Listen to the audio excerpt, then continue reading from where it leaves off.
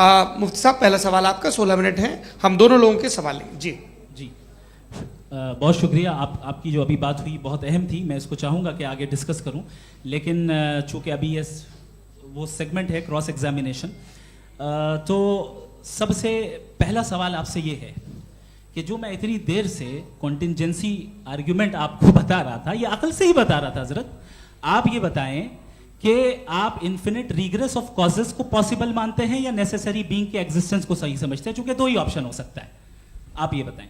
देखिए, आपको मैं ईमानदारी से बात करूं, एक तो मैं कॉन्टिजेंसी वर्ड ठीक से समझता नहीं, और इस वक्त भी जो आपने अंग्रेजी के अल्फाज इस्तेमाल किए वो ज़रा थोड़े से मुझे डिफ़िकल्ट और कॉम्प्लिकेटेड लगे, तो आप ज़रा सिंपल ज़बान में सवाल कर सकते हैं? बिल्कुल कर सकता हूँ जी। यूनिवर्स की हर चीज कॉन्टिंजेंट होने का मतलब यह है कि वो अपने एग्जिस्टेंस में किसी के ऊपर डिपेंडेंट है। जो भी चीज डिपेंडेंट होगी वो चीज इंडिपेंडेंट नहीं हो सकती, तो उसका कोई ना कोई कॉज होगा। तो अब आप क्या समझते हैं कि ये इन्फिनिट रिग्रेस है, यानी कॉज पर कॉज, कॉज पर कॉज, कॉज पर कॉज, और कभी कोई यानी ये एंडलेसली चलता रहा? क्योंकि अगर ऐसा होगा तो हम तो एग्जिस्टेंस में आते ही नहीं, लॉजिकली ये मुत्तफक अलैह चीज है, मुत्तफक अलैह अग्रीड अपॉन। इस पे हमने एग्री किया था कि मुश्किल शब्द आएगा तो अर्थ बताना पड़ेगा। तो इन्फिनिट रिग्रेस तो पॉसिबल नहीं है, तो कहीं ना कहीं आपको रुकना पड़ेगा ऐसे नेसेसरी बीइंग पर। नहीं, कोई जरूरत नहीं रुकने की। किसने कहा आप रुकना पड़ेगा? आप रुकते हैं खुदा पे, आप नहीं रुकते। आप कहते हैं वो हमेशा से, जब उस वक्त से है जब वक्त नहीं था। आप कहाँ रुकते हैं कि अब हुआ था वो? आप नहीं कहते। हम क्यों नहीं मान सकते कि यूनिवर्स जो है और बल्कि मल्टीवर्सेस जो है वो हमेशा से हैं, वो बनती है, बिगड़ती है। एक हमारे यहाँ एक चीज़ है ब्लैक होल, वो समेट लेता है वापस, फिर ब्लास्ट होता है, फिर फैल जाता है।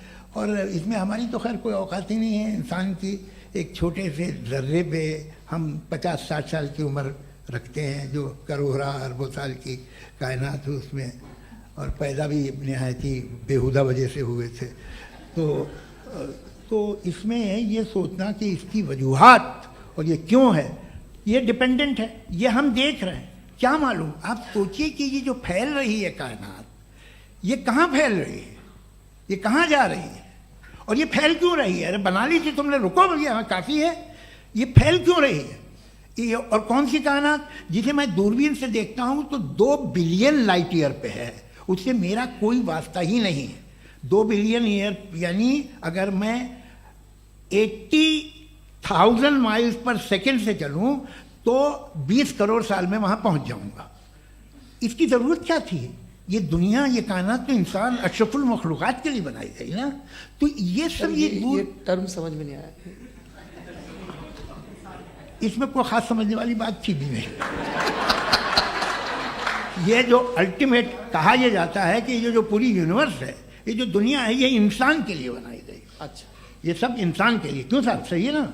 बिल्कुल, लेकिन इसका ये मतलब नहीं कि किसी चीज के पीछे रीजन आपको नहीं पता तो रीजन नहीं है, इसे कहते हैं नहीं, मुझे नहीं पता, लेकिन मेरी जिम्मेदारी नहीं है। वो बिल्कुल सही कहा था उसने, बर्टन रसल ने। आपने उसे मजाक में टाल दिया कि भाई आप एक दावा कर रहे हैं, मैं क्यों कहूं कि ये गलत है दावा? आप प्रूफ कीजिए, मेरे पे जिम्मेदारी ही नहीं है, मैंने थोड़ी कहा है। आप प्रूफ कीजिए कि ये सही है। आप आर्ग्यूमेंट ऑफ कंटिंजेंसी का जवाब ही नहीं दे रहे हैं। पूछना चाहेंगे? आप सवाल पूछना चाहेंगे मुफ्ती साहब से? क्योंकि ये क्रॉस एग्जामिनेशन का दौर है। आप जैसे पहले बोल रहे थे फेथ को लेकर कुछ, मैं ये पूछना चाहूँगा कि खुदा ने जो भी रेवल्यूशन किए हैं, एक मज़हब के नहीं बहुत से मज़हबों में किए हैं, अलग अलग रेवल्यूशन है। कहीं कुछ एक बातें हैं, कॉन्ट्रडिक्शन भी है आपस में, कहीं कुछ आप कर सकते हैं, कहीं कुछ नहीं कर सकते। ऐसा नहीं है कि सबकी कोड ऑफ मॉरल एक है। तो ये किस्सा क्या है? अब आप ये देखिए कि मुझे कभी कभी लगता है कि जो फुटबॉल फाइनल होता है, लाखों लोग होते हैं, फिर वो टीवी कवर कर करोड़ों लोग, अगर उसमें खुदा की एक बूमिंग आवाज़ आ जाती, मैं गॉड हूँ, तो सारे लोग अभी सुन लेते और टीवी पे भी सुन लेते, किस्सा खत्म होता। ये इतनी राजदारी क्या है कि तुम सामने कुछ तो सबूत दे दो हमें सॉलिड। ये कह साहब ये यूनिवर्स कैसे बनी, इससे मसला क्या हल होगा? मैं पूछूंगा आपसे खुदा कैसे बना? क्यों नहीं पूछूंगा कैसे बना? बल्कि वो तो कायनात से कहीं ज़्यादा इंटेलिजेंट है, कायनात से कहीं ज़्यादा कॉम्प्लेक्स। जी वो हमेशा से है, आप कहेंगे मैं मान लूँगा। अच्छा दोयम, वो कादिर मुतलक, यानी कादिर मुतलक का मतलब ओमनीपोटेंट, वो जो चाहे कर सकता है। आपको नौकरी दिलवा सकता है, आपकी अच्छी जगह शादी करवा सकता है, आपके पड़ोसी का मुकदमा हरवा सकता है, आपको जिता सकता है, सब काम करता है। थोड़ा सा माइक क्लोज जी। वो इस दुनिया को चला कैसे रहा है, ये दुनिया कैसे चल रही है, आपको इस पर हैरत नहीं होती? या क़यामत के बाद कभी एक जस्टिस होगा, जब ये बच्चा मर चुका होगा जिसकी धज्जियाँ उड़ गई बम से, इसको इंसाफ मिलेगा तब। अच्छा, अब जवाब दूं? हाँ दीजिए। मैं वही इसीलिए आप ही की तरफ आता सबसे पहले आपने रेवलेशन और स्क्रिप्चर्स की बात की, इस पे मैं बात कर सकता हूं लेकिन आज नहीं करूंगा चूंकि वक्त कम है, कभी और इस पे डिस्कस करेंगे। मैं तैयार हूं उस पे भी बात करने के लिए। ये क्योंकि अभी हमारा से topic- राउंड 2 की भूमिका तय हो रही है। डज गॉड एग्जिस्ट राउंड 2 जी। चूंकि आज गॉड के एग्जिस्टेंस पे बात है तो मैं उसी के रिलेटेड जो है आपके सवालात को एंटरटेन भी करूंगा और मैं भी पूछूंगा। आपने कहा कि आपने साबित ही नहीं किया, जबकि आर्ग्यूमेंट ऑफ कॉन्टिजेंसी बुनियादी आर्ग्यूमेंट है। आप मुझे कॉन्टिजेंसी का मतलब बताइए, आपका मतलब क्या कॉन्टिजेंसी?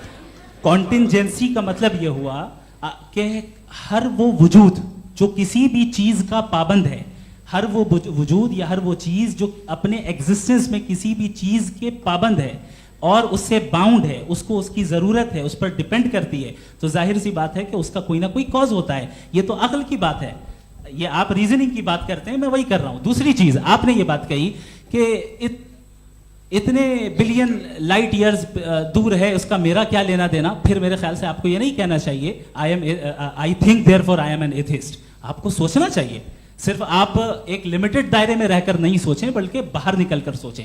आपने तीसरा सवाल किया, आपने 2-3 सवाल एक साथ किए। ऐसी बातें ना कीजिए, कुत्तों को इतराज हो जाएगा आप पे कि आप कुछ भी सोचिए, ये इजाज़त आपको है नहीं, मुझे है।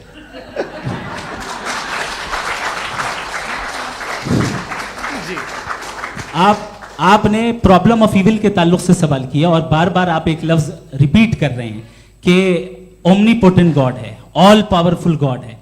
यही तो दरअसल समझना है कि गॉड का कॉन्सेप्ट क्या है। प्रॉब्लम ऑफ इविल जो है, प्रॉब्लम ऑफ इविल दर हकीकत 2 असम्पशंस पर कायम है। अगर आप इन 2 असम्पशंस को समझ जाएं तो ये प्रॉब्लम नहीं रहेगी, आर्ग्यूमेंट आपको समझ में आ जाएगी कि ये कोलैप्स कर जाता है। पॉइंट नंबर 1, यानी जो आपका सबसे पहला फॉल्स असम्पशन है कि गॉड मर्सीफुल है, ओमनीपोटेंट है, दुनिया में जुल्म हो रहा है। लेकिन आपको यह समझना चाहिए कि हमारे वर्ल्ड व्यू के मुताबिक गॉड सिर्फ ओमनीपोटेंट और सिर्फ मर्सीफुल नहीं है, बल्कि वो ऑल वाइज भी है और वो ऑल नोइंग भी है। उसके हर काम के पीछे हिकमत और विजडम है। ये कोई जरूरी नहीं है कि वो हिकमत और विजडम आपको समझ में आए या मुझे समझ में आए। अगर आप जो समझ रहे हैं उसके मुताबिक आप फैसला कर रहे हैं, ये लिमिटेड पर्सपेक्टिव से आर्ग्यूमेंट है। और इस चीज को हम अपनी दुनिया में, अपने लाइफ में, डेली लाइफ में इस प्रिंसिपल को एक्सेप्ट करते हैं। हम जब किसी डॉक्टर के पास जाते हैं, डॉक्टर के पास जाकर वो अगर उसने हमें कोई दवाई दी है तो हम ये तो नहीं कहते कि जब तक आपके पास जितना नॉलेज और जितना विजडम नहीं है, आपने क्यों ये दवाई दी है, तब तक हम इस चीज को एक्सेप्ट नहीं करेंगे।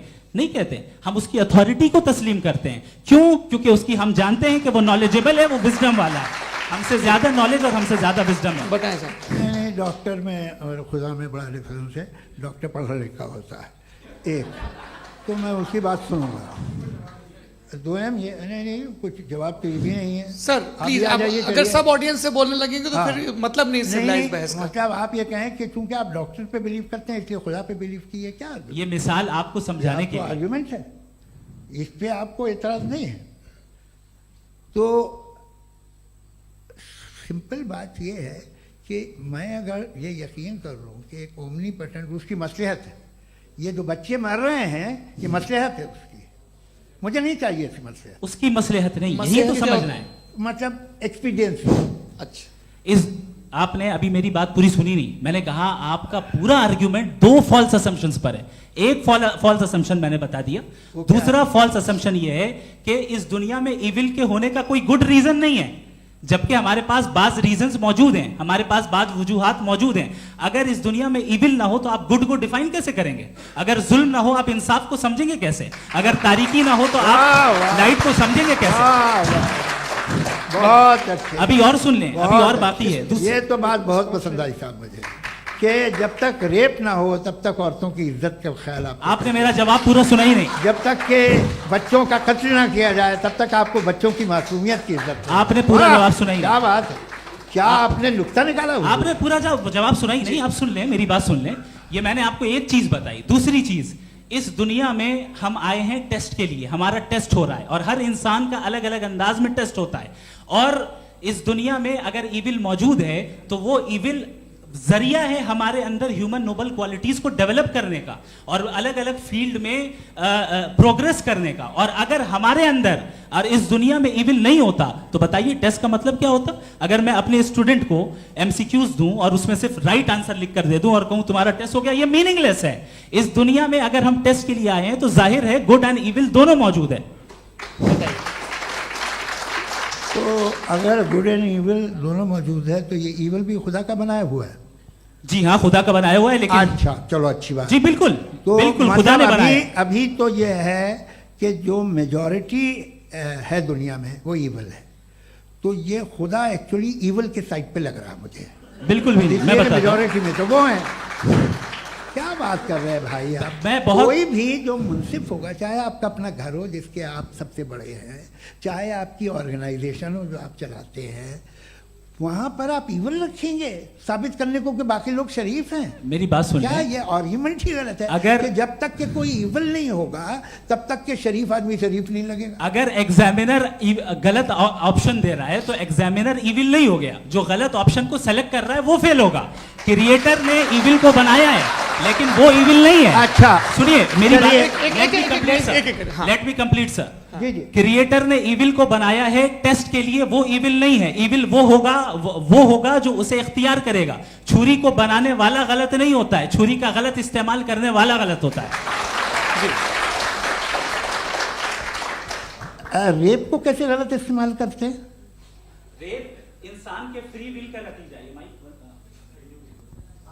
ये रेप कैसे गलत इस्तेमाल होता है? ये मुझे अब सुन ले, अब सुन ले। गलत इस्तेमाल होता है। हाँ मैं बता रहा हूँ ना, रेप कैसे गलत मैं बता रहा हूँ जी। कि जो इविल इस दुनिया में मौजूद है उसके कई सारे तरीके हैं। एक तरीका इंसान का अपना फ्री विल है। अब अगर कोई रेपिस्ट रेप कर रहा है तो इसका गॉड का कसूर नहीं है, वो अपने फ्री विल का गलत इस्तेमाल कर रहा है, उसको सजा मिलनी चाहिए। अच्छा। और उसी के लिए जहन्नम बनाई गई है।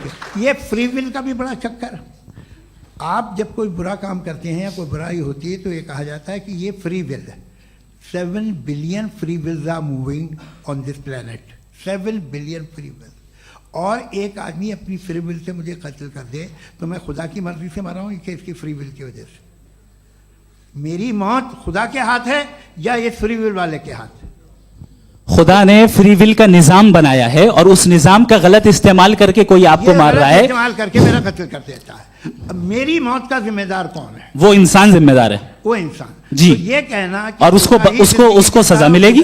तो अब आप आगे चलिए कि ये तय करना कि अल्लाह ही या खुदा, सॉरी अल्लाह ने, खुदा ही जिंदगी देता है, खुदा ही मौत देता है, ये गलत है। बिल्कुल गलत नहीं है। हाँ, नहीं, निजाम उसी ने बनाया फ्री विल का।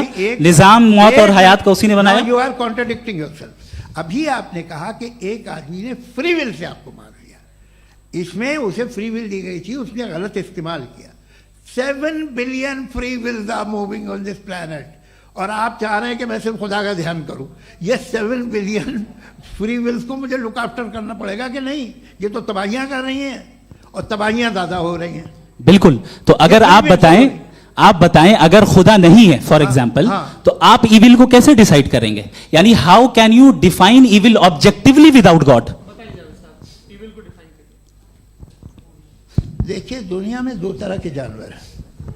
एक जो अकेले रहते हैं जंगल में और एक जो ग्रुप्स में रहते हैं। ग्रुप में जो भी रहेगा, चाहे वो आपका फाउंडेशन हो, चाहे कोई क्लब हो, चाहे कोई पॉलिटिकल पार्टी हो, चाहे कोई यूनिट हो, उसमें आपको इंटरैक्ट करने के रूल बनाने पड़ेंगे। यानी लोग तय करेंगे। लोग तय करेंगे। अगर लोगों ने यह तय किया कि किसी का रेप करना सही है, आप जस्टिफाई करेंगे? नहीं, आपका फाउंडेशन तो ये हो गया ना कि लोग ही विल डिसाइड करेंगे। नहीं, अरे दुनिया में ऐसे ग्रुप्स हैं जो रेप को जायज़ मानते हैं सर्टेन हालात में। मैं डिटेल में नहीं जानूंगा, आप भी जानते हैं। ये जो आईसिस वाले थे जिन्होंने क्या किया था, तो उन्होंने क्या किया उसका खुदा से कोई ताल्लुक नहीं है सर। मैंने सिंपल सवाल किया कि इविल को आप डिफाइन करते कैसे हैं? आइए वापस आइए जी। आप साथ में तभी रह सकते हैं जब कुछ आप ऐसे उसूल डेवलप करें जिसमें हर एक का बेसिक तहफ़्फ़ुज़, हर एक का बेसिक राइट हो और हर एक को कोई आराम मिले। यही तरीक़ा है किसी भी ऑर्गेनाइजेशन जिसमें एक से ज़्यादा लोग हैं और वो ऐसे चलती है ज़िंदगी। उसमें अगर आप गड़बड़ करेंगे तो तबाही होगी, नुकसान होगा, बर्बादियाँ आएंगी। और अगर उसमें आप घर ले लीजिए ना, एक हस्बैंड है, एक वाइफ है, बच्चे हैं, वालदा भी हैं, 2 बहनें भी हैं, एक भाई भी है। अब इसमें कोई निज़ाम आपको चाहिए साथ में रहने का, और एक दूसरे पे भरोसा रहे, एक दूसरे के बहीख्वाह हों, एक दूसरे की मदद करें, ऐसी जिंदगी। सर आपकी बात आ गई, आप ये कह रहे हैं कि लोग डिसाइड करेंगे क्या सही है क्या गलत है, यही है? मेजॉरिटी डिसाइड करेगी क्या सही है क्या गलत है? अरे भाई बिल्कुल। मेजॉरिटी अगर ये कहे कि नाजी जर्मनी के साथ जिस तरह मेजॉरिटी थी कि जेनोसाइड करना सही है, आप जस्टिफाई करेंगे? उस वक्त आपका ये सवाल सिर्फ उसके बाद क्लोजिंग। हाँ, उस वक्त प्लेनेट पे जो लोग थे, हाँ। उनमें कितने लोग हिटलर को सही समझते? अच्छा, प्लेनेट की मेजॉरिटी तय करेगी सोसाइटी की नहीं, प्लेनेट की मेजॉरिटी गॉड के एग्जिस्टेंस को सही मानती है, आप क्यों नहीं मानते? ये हेलो ये क्रॉस क्वेश्चन का राउंड यहाँ पर समाप्त होता है। और ये बड़ा अच्छा है कि इस तरह से फ्रेगमेंट कर दिया गया है ताकि जो मरकरी ऊपर जा रहा है नीचे जवाब दे दूं जी। प्लेनेट की ज़्यादातर मेजॉरिटी कुछ दूसरे मजहबों के खुदा को मानती है। आप उन्हें क्यों नहीं, आप तो मेजॉरिटी की बात कर रहे हैं। अच्छा, ये मैंने क्लोजिंग majority की बात- आप ये कह रहे हैं इविल और गुड को डिसाइड मेजॉरिटी करेगी, मेजॉरिटी जो कर दे वो सही हो जाएगा। क्लोजिंग इसको जैसा आप ही लोगों ने तय किया है उसी फॉर्मेट को फॉलो कर लेते हैं। हाँ भाई, मैंने तो भले लोगों पे एतबार किया और तब मॉडरेशन तय किया जी। आपके पास 5 मिनट का वक्त है, क्लोजिंग आर्ग्यूमेंट है, उसके बाद हम ऑडियंस से क्वेश्चन आंसर लेंगे जावेद साहब के क्लोजिंग आर्ग्यूमेंट के बाद। ओके, टाइम स्टार्ट्स बहुत शुक्रिया जी। हमारा जो टॉपिक है डज गॉड एग्जिस्ट, मैं इस पे इतने एकेडमिक तैयारी करके आया था, मुझे था कि मैंने सोचा था कि कई सारे मैं आर्ग्यूमेंट्स दूंगा, लेकिन वक्त की भी किल्लत और जावेद साहब बार बार इधर उधर चले जा रहे थे तो उसको भी थोड़ा एंटरटेन करना पड़ गया। डज गॉड एग्जिस्ट पे मैं एक ही आर्ग्यूमेंट दे पाया, आर्ग्यूमेंट्स बहुत हैं और डेफिनेटिव आर्ग्यूमेंट्स हैं, और मेरे आर्ग्यूमेंट को किसी एक राउंड में भी इन्होंने एंटरटेन नहीं किया और रेफ्यूट नहीं किया, एक राउंड में भी नहीं, एक राउंड में भी नहीं, और ना ही अभी आपका क्लोजिंग आर्ग्यूमेंट आएगा नहीं, वो उसमें। बता देना। Argument of contingency sir. अरे मैं आपसे कई बार कह चुका हूँ कंटीजेंसी का मतलब अब क्या मैं कैसे सर, समझाऊं प्लीज, आपको आपस में हाँ, आप और प्लीज, कितने प्लीज। आसानी से समझाऊं मैं, मुझे तो नहीं समझ में आ रहा है। बस- आप अपनी- sir, argument sir, of contingency Urdu में बोल सकते हैं। हाँ, आप अपनी बात पूरी कर ले जी। आखिरी 4 मिनट। दूसरी चीज, just a minute please ma'am, can I talk? दूसरी चीज ये है कि आपने एक तो इसका जवाब नहीं दिया, दूसरा आपने गॉड के ना होने पर कोई डेफिनेटिव आर्ग्यूमेंट नहीं दिया, सिर्फ मजहब पे बात कर रहे हैं आप। मजहब तो आज हमारा टॉपिक ही नहीं था, आज तो हमारा टॉपिक हो, आप मजहब से ले लेकर आईएस तक चले गए। भाई हमारा क्या ताल्लुक है उससे? We condemn them. और उसका गॉड से क्या ताल्लुक है? अगर कोई गलत काम कर रहा है, किसी ने किसी को कत्ल किया, किसी ने किसी का रेप किया, उसको सजा मिलनी चाहिए। और आपके पास कोई भी rational strong foundation of morality नहीं है। आपने कहा कि मेजॉरिटी तय करेगी सोसाइटी की, वो सही होगा। मैंने कहा हिटलर को फिर आप सही कहेंगे, नहीं, प्लैनेट की सोसाइटी की मेजॉरिटी तय करेगी। तो प्लैनेट की मेजॉरिटी गॉड के एग्जिस्टेंस को मानती है, आप कह रहे हैं ये रिलीजियस है। तो यानी आपके पास कोई स्ट्रॉन्ग फाउंडेशन नहीं है ऑब्जेक्टिव मोरालिटी का। ऑब्जेक्टिव मोरालिटी का अगर कोई फाउंडेशन है तो वो सिर्फ गॉड है, गॉड है, गॉड है। थैंक यू जी।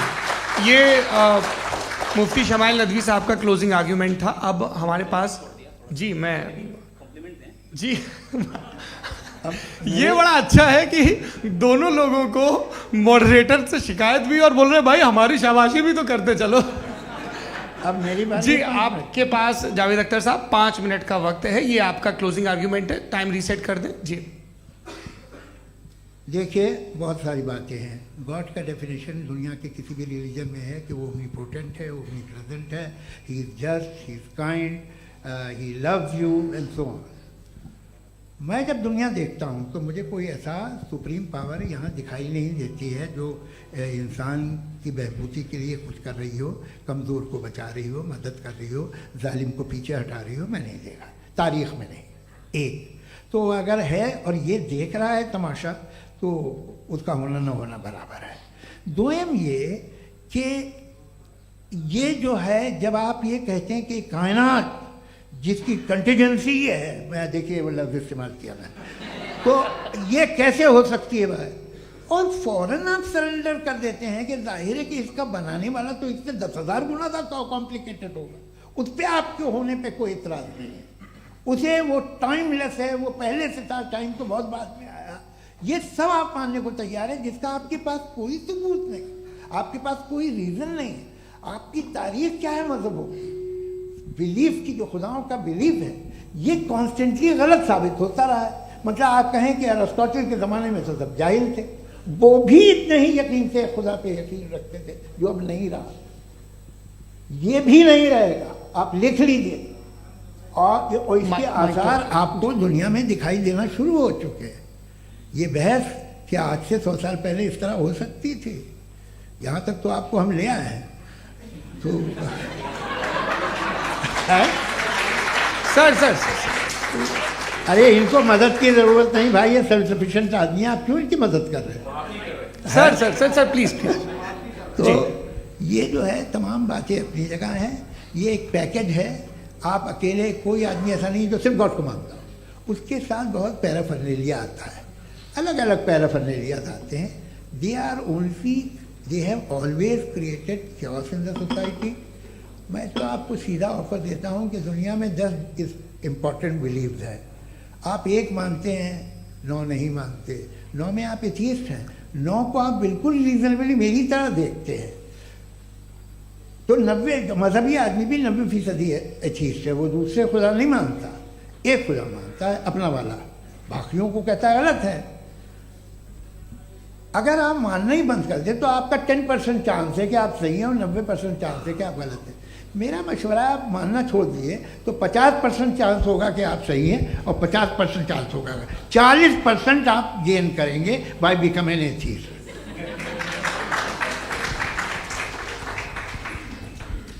ये एक फरसूदा ख्याल है, ये ख़त्म हो रहा है, हो सकता है मेरी ज़िंदगी में ना हो, लेकिन ये हो जाएगा।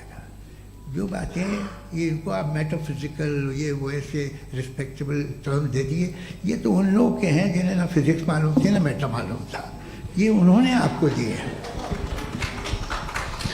जी बहुत शुक्रिया आप दोनों लोगों का। और अब इस बातचीत का आखिरी राउंड शुरू होगा, डज गॉड एग्जिस्ट की ये बहस मुफ्ती शमाइल नदवी और जावेद अख्तर साहब के बीच। आप लोग अपने अपने हाथ ऊपर करेंगे, मैं यहाँ से तय करूँगा। और माइक हमारे पास है क्या? एक ही माइक है ऑडियंस के लिए? 2 माइक है, एक इस तरफ एक इस तरफ, ठीक है। तो जी सबसे पहले हमारी सहयोगी हैं मारिया शकील जी, पूछिए सवाल।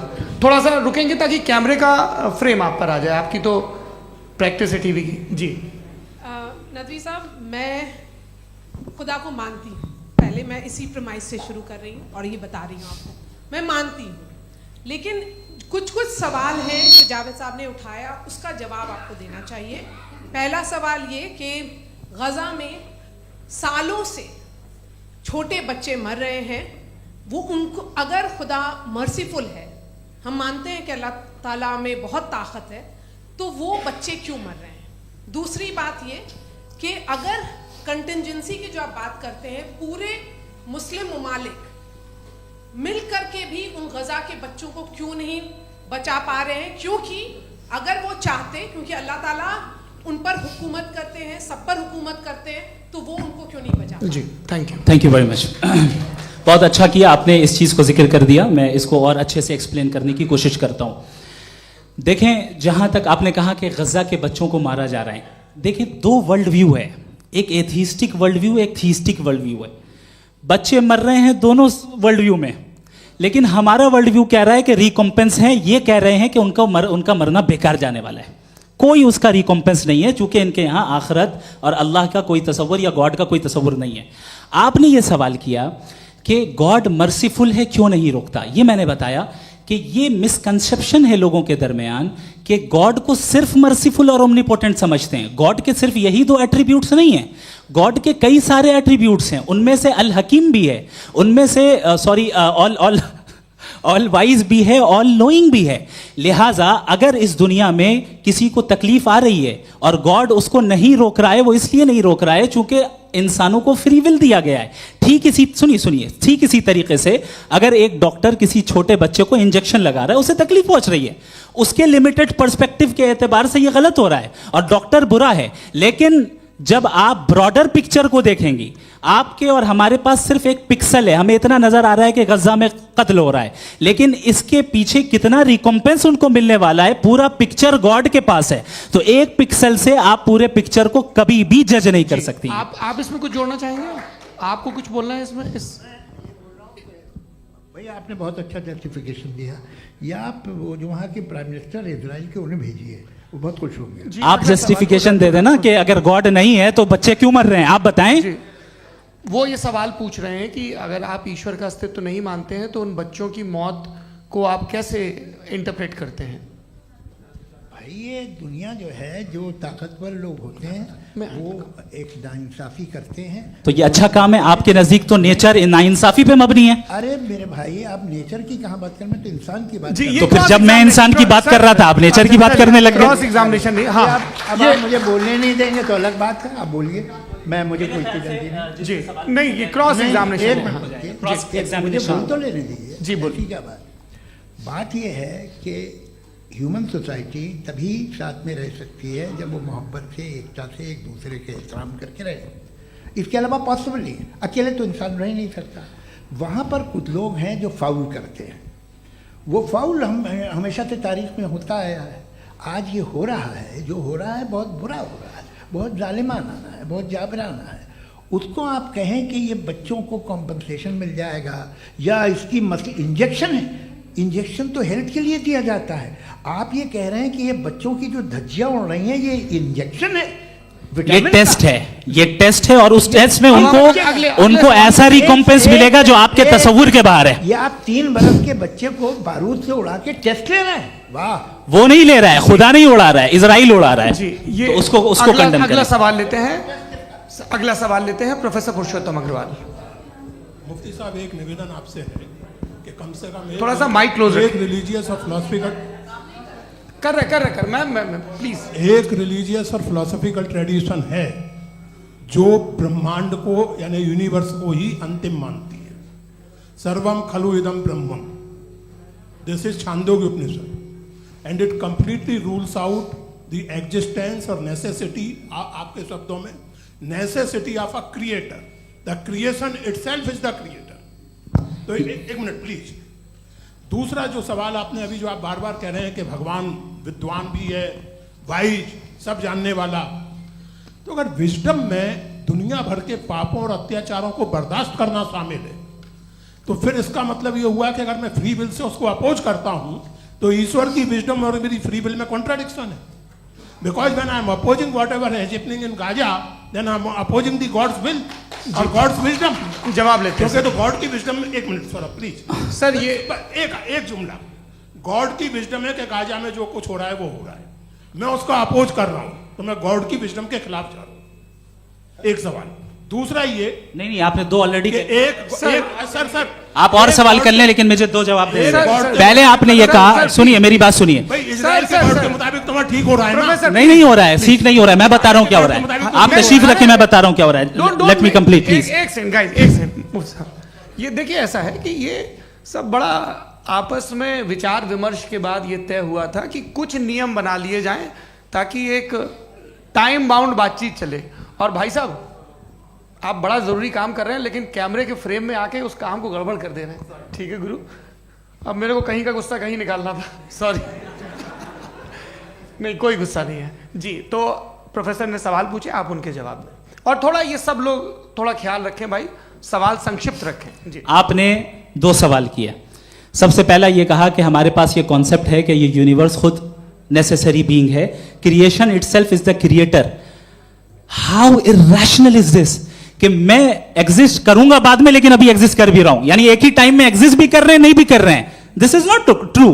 दूसरी चीज आपने कहा कि अगर इजराइल में, सॉरी माफ कीजिएगा, Israel doesn't exist, occupied Palestine में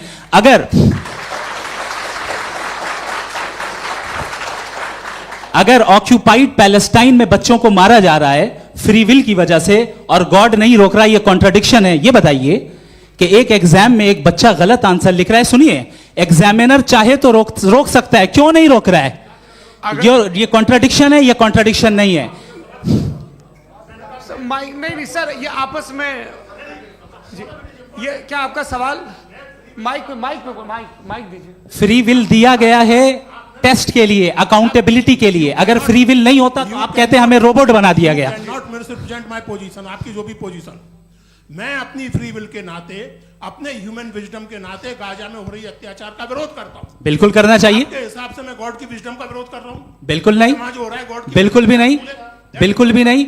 उसका वहां पर गाजा में कत्ल होना ये इंसानों के गलत इस्तेमाल का नतीजा है, फ्री विल के इस्तेमाल का नतीजा है। गॉड इसका हुक्म नहीं देता, उससे रोकता है। यही तो मसला है ना, आपके लिए कॉन्सेप्ट क्लियर नहीं नहीं भाई, आपने तो बताया था इंजेक्शन लगाने से बच्चे को तकलीफ होती है, ये इंजेक्शन लगा। सर आप ऐसे रेटोरिक स्टेटमेंट दे तब तो कोई मसला नहीं समझते रहेंगे। This is a rhetoric statement, this is not a logical argument sir. I am sorry, I am sorry. आखिरी 30 मिनट बड़े मुश्किल होने वाले हैं। जी मुफ्ती साहब आगे बैठे हैं, इनको माइक दीजिए। हाँ तरुण, माइक आप अपने पास रखिए, आपको कैमरे का फ्रेम पता है जी। सबसे पहले दोनों को मुबारकबाद। एक सर अपना आप नाम बता दें। आप अमेरिका में शिकागो में रहते हैं, इतना मुझे याद है। बताया आपको, यासिर नदीम अलवाजदी मेरा नाम है। जावेद सर आपसे एक क्वेश्चन है इन्फिनिट रिग्रेस के ताल्लुक से। एक हाइपोथेटिकल सिनेरियो है, मसलन अगर आप सर माइक थोड़ा सा प्लीज क्लोज रखिए जी। अगर आप शायर इसलिए हैं कि आपके कोई उस्ताद शायर थे, और वो इसलिए शायर थे कि उनके कोई उस्ताद शायर थे, और इसी तरीके से हम माजी में पीछे चलते चलते चले जाएं और कहीं ना रुके, तो माफ कीजिएगा आप कभी शायर नहीं हो सकते। लेकिन आप शायर हैं, आपका शायर एग्जिस्ट करता है, इसका मतलब ये है कि आप कहीं ना कहीं रुके हैं। तो मेरा सवाल ये है कि क्या आप इन्फिनिट रिग्रेस ऑफ कॉजेस को लॉजिकल फैलेसी मानते हैं या नहीं मानते? हाँ या ना? मैं इन्हें लॉजिकल फैलेसी नहीं मानता हूँ, लेकिन मेरा प्रॉब्लम यह है कि जब मैं नहीं मानता हूँ तो I will continue with this logic जो फैलेसी नहीं हो। आप एक जगह रुक जाते हैं जाके, आप कहते हैं ये गेंद कैसे बनी, ये जजीरा कैसे बना, ये समंदर कैसे बना, ये ज़मीन कैसे बनी, और अचानक गॉड पे जाके आपको ब्रेक लग जाता है। एक बार आप सवाल नहीं करते कि भाई इनको बनाने वाला तो इनसे भी कॉम्प्लिकेटेड होगा, वो कैसे बना, उसके बारे में आपने इत्मीनान कर लिया, वो हमेशा से है। तो अगर आप उसे हमेशा से मानते हैं तो फिर ये मान लीजिए कि कायनात हमेशा से, क्या तकलीफ? फिर हम वजूद में नहीं आते जी है? हम मौजूद नहीं। अच्छा सर क्यों नहीं हो सकते? मैं बताऊं प्लीज। जैसे मैंने मिसाल दी आपके शेर, आपका शेर कभी वजूद में ना आता अगर शायर इसी तरह चलते रहते हमेशा। जी माइक मेरे ख्याल से एक सेकंड। इन्फिनिट रिग्रेस का कॉन्सेप्ट क्लियर नहीं हो पाया, ऐसे रहने दें, लेट्स मूव ऑन सर। ठीक है। हाँ थोड़ा सा मॉडरेटर का भी ख्याल रखें। नहीं आपने तो रखा है, आपने रखा है। यहाँ पे गौहर रजा साहब हैं, वो भी एक सवाल पूछना चाहते हैं। माइक नीचे से ऑन कर दिए, नीचे। पहले तो ये कह दूं कि मैं उन बच्चों से शर्मिंदा हूं जिनको गजा में कत्ल किया गया, क्योंकि हमारे होते हुए कत्ल किया गया। लेकिन उससे ज़्यादा शर्मिंदगी इस बात से हुई कि मुझे लगा कि मुफ्ती साहब उसको जस्टिफाई कर रहे हैं। बिल्कुल भी नहीं, आप बहुत ही गलत। मुझे लगा मैं गलत हो सकता हूं, बिल्कुल गलत मैं है। सवाल पूछ रहा हूं, सवाल मैं सवाल पूछ रहा हूं। मैं जावेद भाई से डिसएग्री करता हूं। एक सेकंड देखिए, अगर देखिए ऐसा एक सेकंड आप सर वेट अरे आप कुछ मेरे पहले मुझे अपनी बात कह लेने दीजिए। अगर ऑडियंस तय करेगी तो फिर मॉडरेटर का मतलब नहीं। मेरा आप सबसे ये कहना है, ये बहस दो लोगों के बीच में है, एक तरफ मुफ्ती साहब, एक तरफ जावेद साहब। पिछले 1.5 घंटे से ये लोग अपने अपने तर्क रख रहे हैं। आपकी इनसे इत्तेफाकी हो सकती है, ना इत्तेफाकी हो सकती है। मेरे उस्ताद मुझे सिखा गए हैं कि मुखामुखम में असहमति की गुंजाइश बची रहनी चाहिए। अगर मैं आपकी बहुत इज्जत करता हूं गौहर साहब, आपने जो कमाल की किताबें लिखी, साइंटिफिक टेम्परामेंट, लेकिन मेरी ये गुजारिश है आप सबसे कि यदि आप इन लोगों ने जो बोला उन पर टिप्पणियां करेंगे तो ना वक्त की पाबंदी रहेगी, ना वो अनुशासन। आप सवाल पूछ लें, उस सवाल में जो बात आ जाए वो आ जाए। मैं जावेद साहब से डिसएग्री करता हूं, इसलिए जावेद साहब से सवाल पूछ रहा हूं। आपका सवाल जावेद अख्तर साहब से। और सवाल ये है मेरा कि जावेद साहब ने कई बार लॉजिक का इस्तेमाल किया कि साइंस में लॉजिक है और रिलीजन में लॉजिक नहीं है। मेरा ख्याल ये है कि रिलीजन में भी लॉजिक है, लेकिन उस लॉजिक की बेसिस ये है कि आप रुक जाते हैं, जिसका जिक्र जावेद साहब ने बार बार किया, यानी खुदा के तसव्वुर पे आते हुए, गॉड के तसव्वुर पे आते हुए रुक जाते हैं। और इसमें सवाल पूछना मतलब फॉरबिडन होता है। सवाल यह है कि क्या जावेद साहब इससे एग्री करते हैं कि साइंस की लॉजिक अलग है और रिलीजन की लॉजिक अलग है? बताइए सर। देखिए, 3 चीज़ें हैं। साइंस है, एक है मंतिक है, इस्तिदलाल है, और एक जो है कुछ भी नहीं है, फेथ है, अकीदा है। मैं अकीदे की लॉजिक का कायल नहीं हूँ। मुझे आप इस्तिदलाल से, लॉजिक से, रीज़न से समझाइए, मैं मानने को तैयार हूँ, मेरा क्या नुकसान होगा। लेकिन ये कि अकीदे पे मैं नहीं जा सकता हूँ। अकीदे का मतलब है कि तुम ये मान लो, सवाल ना करो, ये नहीं।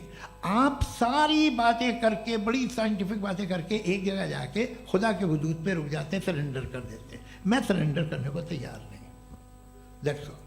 जी, ये आगे सर बैठे हुए हैं, इनको माइक दीजिए। भाई वो आप पूछना चाह रहे थे ना भाई? हाँ, नहीं मैं ये, थैंक यू जी, आपका नाम? आसिम इफ्तिखार। आसिफ जी, पूछिए। सर, जावेद सर से सवाल है कि आपने अपने माइक थोड़ा करीब है। अपने क्लोजिंग स्टेटमेंट में ये बात कही थी कि मज़हब का जो फ्यूचर है वो ज़्यादा दिन नहीं जाने वाला है, लेकिन मैं देख पा रहा हूँ कि जो ऑक्सफोर्ड यूनिवर्सिटी की एक स्टडी है 2011 में हुई है, जिसके 50 एकेडमिशियंस ने इसको अंजाम दिया था, उसमें वो ये कहते हैं कि जो फेथ इन गॉड है वो इनबिल्ट है ह्यूमन नेचर के अंदर, जिसको हम कहते हैं फितरत के अंदर शामिल है वो। और वो ये कहते हैं कि अगर कोई ये समझता है कि मज़हब को वो ख़त्म कर देगा तो ये उसकी गलत फहमी है। तो आप इसके बारे में, इस स्टडीज़ के बारे में क्या कहते हैं? ठीक है, मैं उनसे एग्री नहीं करता हूँ। वो कौन से प्रोफेसर होंगे? ऐसा उनके क्या पास डेटा है, इन्होंने डेटा के बेस होगा। डेटा क्या हो सकता है? फ्यूचर का डेटा तो नहीं हो सकता ना उनके पास, प्रेजेंट का डेटा हो सकता है। डेटा आपने सुना 100 साल पहले का, बाद का डेटा मैंने तो नहीं सुना आज तक। तो आज उनकी ये राय है और होगी राय, ठीक है। दुनिया में तरह तरह की राय है लोग, लेकिन मैं समझता हूँ कि वक्त के साथ इंसान ज़्यादा से ज़्यादा रीजनेबल और लॉजिकल होता जा रहा है। आज आप देखिए वेस्टर्न यूरोप में क्या परसेंटेज है नॉन बिलीवर्स की, बहुत हाई। वहाँ चर्च खाली पड़े होते हैं। तो अल्टीमेटली तो इंसान कोई ऐसी बात बहुत अरसे तक नहीं मान सकेगा, चाहे गलत या सही, जो उसे, उसके दिमाग को, उसके जहन को, उसकी लॉजिक को अपील न करे। वो कह रहे हैं तो ऑक्सफोर्ड के होंगे, तो कैम्ब्रिज के होंगे, तो मुझे क्या लेना देना। उनका डेटा मुस्तकबिल का नहीं हो सकता है। जी, दीपक, हाँ पूछिए। मैं आऊँगा, अभी पीछे की साइड भी आऊँगा, माइक वहीं भेजूंगा 2-3 साल के लिए। जी जावेद साहब, आपसे सवाल है। नमस्ते अरे भाई सर, अगर आप ही लोग तय करना है तो फिर 200 लोग तय कर लें। ये एक साथ पूछ नहीं रहे सर, हैं। Please don't do this sir. Everybody has a right sir, but we can only take selected questions. No sir, अरे ये भाई, यंग लोग आराम भी से। हैं तो इनकी ये अब बात उतने यंग, सुनिए। भाई आप यंग हैं कि नहीं हैं? एक मिनट, वो कह रहे हैं वो भी आएंगे, यंग हैं पूछ रहे हैं ना साहब। भाई। आप उनकी नौजवानी पर दावा उनको ही करने दें। हाँ मुफ्ती साहब, आप यंग, हाँ पूछे। अरे भैया सर, मेरा सवाल ये है। कुछ इनसे भी तो पूछो। जी हाँ। नहीं, बस आपसे एक सवाल है। जैसे थीस्टों के पास अपने जो ईश्वर को मानते हैं, उनके पास अपने सोशल गेट टुगेदर्स हैं। 5 रोज़ा क्रिसमस आने वाला है, होली है, दिवाली है, ईद है। एथिस्ट क्या ऑफर कर रहे हैं? मतलब मैं इनकी दुकान से बोलूं, मैं आना चाहता हूं उस तरफ, पर मैं अट्रैक्ट नहीं हो पा रहा हूं। मैं सोशल गेट टुगेदर्स क्या है आपके पास? वो ये कह रहे हैं कि जो धार्मिक लोग हैं, अलग अलग धर्म के लोग, उनके उत्सव त्योहार, कॉन्ग्रेगेशन बहुत हैं। अब आपको मैं एक सुनाता हूँ, यहाँ हिस्टोरियन भी बैठे हैं। मृदुला जी, आप बताइएगा सही है क्या? ये एक कॉन्स्टेंटाइन, एक ग्रीक रोमन बादशाह था, जो क्रिश्चियनिटी आने के 400 साल बाद उसने डिसाइड किया कि मैं क्रिश्चियन हो जाऊंगा, मेरी पूरी स्टेट कैंसिल हो जाएगी। उस ज़माने में ऐसे ही होता था, राजा जो धर्म इख्तियार करता था वो जनता भी कर लेती थी, इसलिए कि वो हो गया था बैंकरप्ट। और उसे जो मेडिटेरियन कोस्ट के रिच क्रिश्चियन वो थे मर्चेंट, उससे पैसा चाहिए था। तो उसने कहा यार क्रिश्चियन हो जाओ। तो उसने अपने वजीर से कहा कि भाई ये हिस्ट्री है कि अब हम लोग क्रिश्चियन हो जाते हैं। पहले सर हो जाएंगे, कोई प्रॉब्लम नहीं है, लेकिन एक प्रॉब्लम ये है कि 17 दिसंबर से 25 दिसंबर तक जो पेगन फेस्टिवल होता, जो पेगन थे वो लोग, जो फेस्टिवल होता है वो बंद हो जाएगा, इसलिए कि हम क्रिश्चियन हो गए तो होगा नहीं। तो वो बच्चों को बहुत बुरा लगेगा, पब्लिक को बहुत इंजॉय करते हैं, खासतौर से 25 को मेन डे।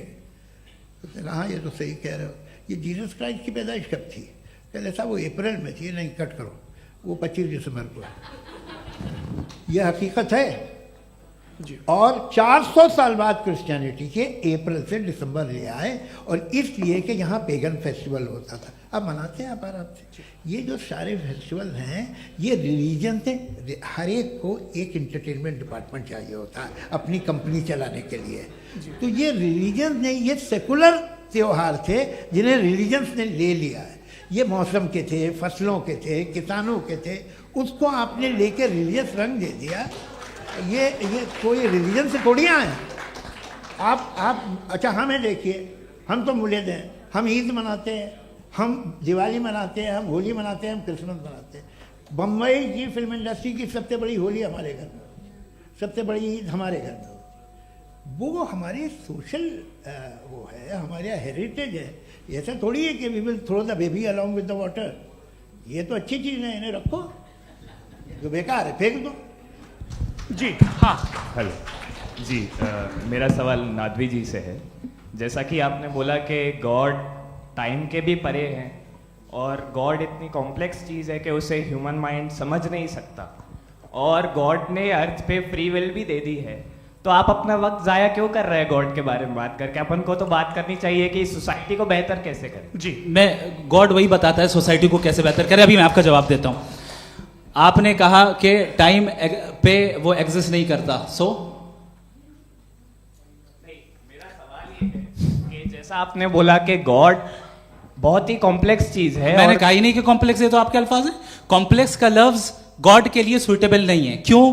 क्योंकि कॉम्प्लेक्स वो चीजें होती हैं जो ऑब्जेक्ट हो। God is not an object जिसको आप इंस्ट्रूमेंट के जरिए लेबोरेटरी में जाके टेस्ट करें, oh it's very complex. No, वो कोई कार का इंजन नहीं है। मेरा वो फिलोसॉफिकली नेसेसरी बीइंग ऐसी बीइंग है जो सिंपल बीइंग है। हाँ, आप उसको मुकम्मल तौर पे उसकी तमाम हिकमतों को जान ले और हर चीज को जान ले, ये पॉसिबल नहीं है, क्योंकि वो ऑल वाइज है, आप ऑल वाइज नहीं है, और वो खुदा है, वो आपको सारी चीजें बता दे, ये जरूरी नहीं। मेरा सवाल ये नहीं था, मेरा सवाल ये था कि जब गॉड इतना परे है इस दुनिया से कि उसने अर्थ पे फ्री विल भी दी है, हम सब ह्यूमंस की फ्री विल है, और जो सोसाइटी में हो रहा है वो अपन लोग डिसाइड करेंगे, तो अपन लोग डिसाइड नहीं करेंगे ना, अपन लोग डिसाइड नहीं करेंगे। गॉड जो है, गॉड ने वो उसकी जात, उसकी एग्जिस्टेंस टाइम एंड स्पेस से परे है, लेकिन वो हमारा टेस्ट ले रहा है और उसी गॉड ने हमें बताया कि तुम्हें क्या करना है क्या नहीं करना है, तो जाहिर है उस गॉड की बात सुनेंगे ना। जी, वो पीछे एक चश्मा लगाए जो मैम खड़ी हैं, उनको दीजिए। हाँ, आप जी जी बिल्कुल आएंगे। देखिए मैं कोशिश कर रहा हूँ सब तरफ जाने की। हाँ, उनको दीजिए माइक। जी, हेलो सर, मैं ओमनी प्रेजेंट नहीं हूँ, टाइम पाबंद हूँ, और जहां तक कोशिश कर सकता हूँ करूंगा। जी, अपना नाम बताइए। मेरा नाम उर्सुला है, मैं दिल्ली यूनिवर्सिटी की एक स्टूडेंट हूँ और मैं स्टूडेंट फेडरेशन ऑफ इंडिया से हूँ। मेरा सवाल मुफ्ती जी से है कि इस हॉल के इस कमरे में बैठ के हम लोग रेप की मोरालिटी के बारे में फिलोसफिकली बात तो कर सकते हैं, बट असलियत ये है कि रोज़मर्रा की ज़िंदगी में औरतें रेप के थ्रू गुजरती हैं, और हम लोग सिर्फ नंबर्स पे इस तरह नहीं देख सकते, क्योंकि कितनी औरतें हैं इन कंट्रीज़ में जहाँ पे आप बता रहे हैं कि केसेस कम हैं, जिनका एक्सेस है कि वो जाके केस फाइल कर सकें। कितनी औरतें हैं जो जिनको काम करने की आज़ादी है उन कंट्रीज़ में। यूरोप में ये आज़ादी आ गई, यूरोप में ये रूल्स आ गए, तो हम आज उसके बारे में बात कर पा रहे हैं। जी, जवाब।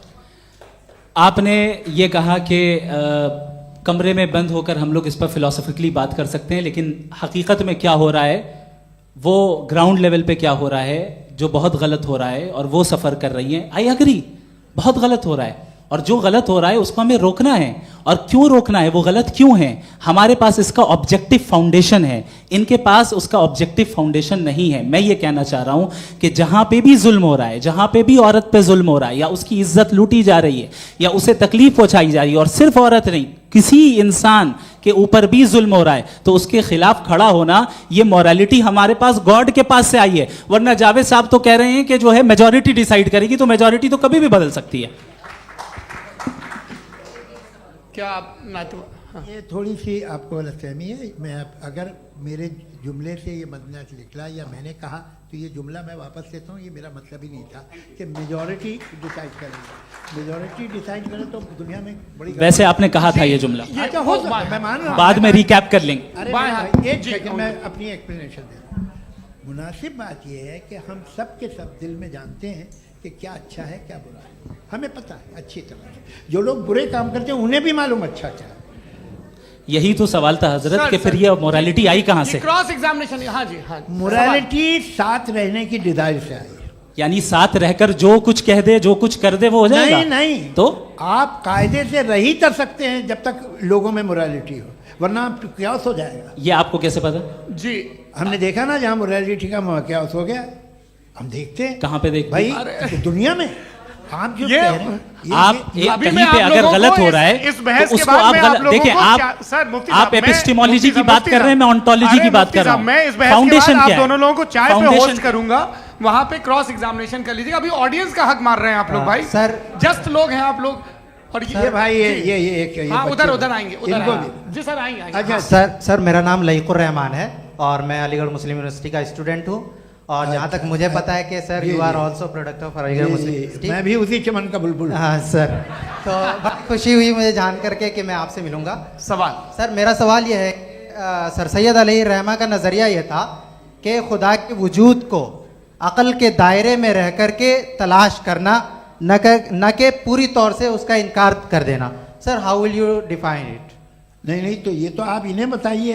ये सवाल आप आपसे खुदा का वजूद साबित कर रहे हैं तो सर आपने इनकार कर रखा है, इस वजह से मेरा क्वेश्चन उन्होंने यही सर से एक सेकंड सर सैयद ने यही कहा ना कि अक्ल से आप खुदा के वजूद को साबित नहीं कर सकते, यही कहा ना भाई।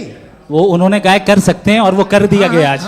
वो फोन तलाश करना या साबित करना अक्ल से अक्ल से नहीं हो सकता। अरे सवाल तो सुन लीजिए जी। अक्ल से नहीं हो सकता है, यही कहा ना आपने। अक्ल से हो सकता है, अरे वो यही कह रहे हैं भाई, आप बता रहे हो सकता है, वो तो कुछ और। आप अगर सर देखो नौजवान फोन ले लो, वो इतनी कमाल की यूनिवर्सिटी है। अरे भाई दे दो ना जरा, एक मिनट दे दो भाई, मेरी बात सुनो, माइक पे बोलो ताकि जो लाखों लोग देख रहे हैं। माइक दे दो ना। अरे देंगे ना माइक, तुम ठहरो तो। हाँ सर मेरा सवाल ये था कि सर सैयद अलैहि रहमा का एक नज़रिया था अपना कि खुदा का जो वजूद है उसको अक़ल के दायरे में रह करके तलाश करना है, न कि पूरे तौर से इनकार कर देना है। ये उनका कॉन्सेप्ट था। लेकिन मेरा सवाल ये है कि आप इसको कैसे डिफाइन करते हैं, एक्सप्लेन कैसे करेंगे? मैं आपसे जानना चाहता हूँ, क्योंकि you are the product of Aligarh Muslim University. मुझे अक़ल के दायरे में रख के मैंने बहुत तलाश की, मुझे मिला नहीं। हाँ ये इधर उधर वो चश्मा लगाए जो, हाँ उनको दे दीजिए। जी जी फटाफट पूछिए, बस 5 मिनट है, 5 मिनट में खत्म हो रहा है। हाँ अस्सलाम वालेकुम मुफ्ती साहब। एंड मेरा सवाल जावेद अख्तर साहब से। क्या नाम है आपका? अरे भैया सब मुझे पूछ रहे हो। फैज पूछिए फैज साहब। तो मेरा सवाल ये है कि अभी जो एथियस्ट है वो problem of evil argument use कर रहे हैं अगेंस्ट मुस्लिम्स, राइट? कि इस दुनिया में इतना सारा ईविल है और अगेंस्ट मुस्लिम तो यहाँ अगेंस्ट थियस्ट। हाँ थोड़ा सा करेक्ट कर लीजिए भाई, पूरी मशक्कत ही इसी बात की थी कि किसी एक मजहब पे बात ना टिके। जी तो बेसिकली ये आर्ग्यूमेंट ऐसा है कि इस दुनिया में इतना ज़्यादा ईवल एग्जिस्ट करता है और अगर एक ऑल गुड गॉड है तो वो रोकता क्यों नहीं है? लेकिन इस सवाल में एक हिडन अजम्पशन ये है कि इस दुनिया में ईवल एग्जिस्ट करता है। अब एथियस्ट ये कैसे ऑन्टोलॉजिकली प्रूव कर सकते हैं कि इस दुनिया में ईवल एग्जिस्ट करता है? मैं आपको बताता हूँ, थोड़ा सा समझा। नहीं सर हम लोग इनको सुनने आए। नहीं please don't do that. I want to explain ontologically. नहीं हम समझ गए सर, इनको अब जवाब देने दीजिए। अच्छा सवाल पूछ लो। मैं अभी तक क्या था वो मैं थोड़ा सा ऐड ऑन कर लेता हूँ। तुम गुरु, तो हम जब इसका राउंड 13 करेंगे ना तब तुमको स्टेज पे बिठाएंगे। जी तो हाँ जल्दी से। तो देखिए एथियज्म के हिसाब से सब कुछ रैंडमली बन गया है, सब कुछ एटम्स और मॉलिक्यूल्स है। एक पत्थर में और मुझ में सिर्फ इतना फर्क है कि हम लोग एटम्स और मॉलिक्यूल्स का अलग अलग रीअरेंजमेंट है। अब एक पत्थर को कोई इंसान तलवार से 2 टुकड़ों में काट दे या मुझे, according to atheism it is same. There is no evil and good according to atheism. जी अच्छा फैज साहब का सवाल ये है कि हाँ कोशिश भी करते तो इससे गलत सवाल नहीं कर पाते।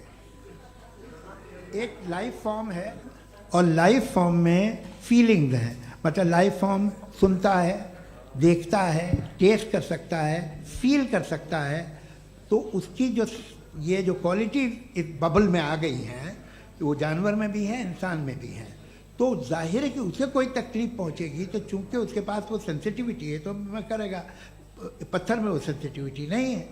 तो ये क्या सवाल हुआ कि अगर पत्थर को काटा तो पत्थर को तकलीफ नहीं होती, तो आपको काटे तो आपको क्यों तकलीफ हो? बैठ जाइए जी। हाँ, अगला सवाल। हाँ, पूछे पूछे पूछे जी। जावेद अख्तर साहब। अरे भैया, सब आप लोग मुफ्ती साहब को छोड़ रहे हैं, तो मेरे ही पीछे पड़े हैं क्या? फिर चलो बोलो भाई।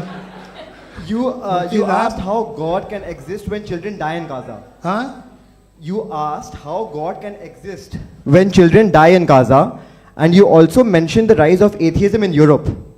But the same events also are leading many atheists and non-believers to turn towards faith. How do you interpret this contradiction, where suffering pushes some away from God, yet brings others closer to belief? देखिए, आपको एक बात बताऊं, दुनिया perfect तो कहीं भी नहीं है, हर जगह कुछ खामियां हैं। बेटा एक मिनट, मैं आप ही को कहेंगे, देखो वो तो कुछ खामियां, कमज़ोरियां, खराबियां सब जगह है। लेकिन अगर देखोगे ईमानदारी से कि दुनिया सबसे ज़्यादा महज़ब कहाँ है, एक आम शहरी को कहाँ हुकूक हासिल हैं, वो बोल सकता है, अपनी मर्ज़ी से काम कर सकता है, अपनी मर्ज़ी से राय दे सकता है, हुकूमत के ख़िलाफ़ बोल सकता है, बरसरे इक़्तिदार लोगों के बारे में बोल सकता है, सरमायादारों के ख़िलाफ़ बोल सकता है। तो आपको ये स्कैंडिनेवियन कंट्रीज़ में मिलेगा, वेस्टर्न यूरोप में मिलेगा। मैं नहीं कह रहा वो परफेक्ट है, बिल्कुल नहीं, वहाँ बहुत ख़राबियाँ भी हैं, परफेक्ट तो कोई। लेकिन जिन जिन मुल्कों में, लैटिन अमेरिका देखो, गल्फ देखो, वहाँ पर आपको ये ज़रूर है कि रेप नहीं होते होंगे। रेप की ज़रूरत क्या है भाई? उसको तो ख़रीद लो, घर में रखो, सड़क पर रेप करने की क्या ज़रूरत है? मगर सुनिए सुनिए सुनिए, मगर हकीकत ये है कि वहाँ शख्सी आज़ादी राय देने की, बोलने की नहीं है। जी, ये एक आखिरी सवाल मुफ्ती साहब से। हाँ मैम, इनको माइक दीजिए। शुक्रिया। मेरा नाम मनीषा है, मैं हरियाणा से आई हूँ। मैं मुफ्ती साहब से एक बात पूछना चाहती हूँ। आप बार बार जावेद साहब को कॉन्ट्राडिक्ट तो कर रहे हैं कि आपने ये कहा, लेकिन आप भी अजम्पशंस के बेसिस पे बात कर रहे हैं। आपने खुदा के होने का कौन सा प्रूफ पेश किया है, खुदा की एग्जिस्टेंस का? अब इस सवाल को अलग रहने दीजिए, कौन एथीस्ट है कौन नहीं है। और दूसरी बात जो आपने एक छोटी सी कही थी कि ये फ्री विल का इस्तेमाल करता है इंसान अपनी, लेकिन इस फ्री विल का इस्तेमाल में मतलब खुदा ने ये दे दी सबको ये इजाज़त कि वो कितना घिनौनापन और कितने ज़्यादा ख़राब से ख़राब तरीके इस्तेमाल कर सकते हैं। जवाब सुनते जी। आप फ्री विल को मानती है ना, या अब कहती है कि फ्री विल नहीं है ना? मानती है ना? तो अब आपके पास इसका कोई एक्सप्लेनेशन नहीं है कि अगर एक इंसान उस फ्री विल का इस्तेमाल करके गलत काम कर रहा है और बच के अच्छी ज़िंदगी गुजार के निकल जा रहा है, उसका कोई रिकम्पेंस नहीं है। हमारे वर्ल्ड व्यू में जो इंसान गलत काम कर रहा है उसको भी रिकम्पेंस यानी उसका बुरा बदला मिलना है, और जो सही काम कर रहा है उसको सही बदला मिलना है। लिहाजा जो फ्री विल है वो इस तरीके से है कि एक लिमिटेड टाइम तक खुदा ने मोहलत दी है। ऐसा नहीं कि छूट दे दी, जो करना है करते रहो हमेशा। वक्त आएगा जब एग्जाम का टाइम खत्म होगा तब रिजल्ट आएगा, दौराने एग्जाम जबरदस्ती आपको नहीं बताया जाएगा। अरे भाई एक सेकंड, जी सवाल मुफ्ती साहब से मेरा, मुफ्ती साहब से जी। हाँ हाँ हाँ, मैम रुक जाइए, आपसे फोन, आप इसके बाद आपसे यही रहेंगे वो। हाँ बोलिए। मैं मुफ्ती साहब एक ही सवाल करता हूँ कि अगर जो हो रहा है फ्री विल से हो रहा है और एक दिन बरोज़ क़यामत इंसाफ होगा मैशर में वगैरह वगैरह, तो दुआ क्यों मांगते हैं लोग? दुआ मांगते हैं इसके मतलब है अभी भी उसने ये डिपार्टमेंट रखा है कि मैं रोज़मर्रा की ज़िंदगी में बिल्कुल बिल्कुल ही कैन। तो तुम कैन हो, तुम मुझे नौकरी दिला देते हो, मेरे बेटे को ग्रीन कार्ड दिला देते हो, और 45,000 बच्चे मरते हो, उन्हें रोकते नहीं हो। नहीं तो क्या आप ये कह रहे हैं कि इस दुनिया में जालिमों को कभी पकड़ ही नहीं होती है? अरे जो भी पकड़ होगी वो बच्चे रोते हैं। बिल्कुल, देखें मैंने अपने ओपनिंग स्टेटमेंट में यही कहा था कि जनाब जावेद साहब सिर्फ इमोशनल आर्गुमेंट देंगे।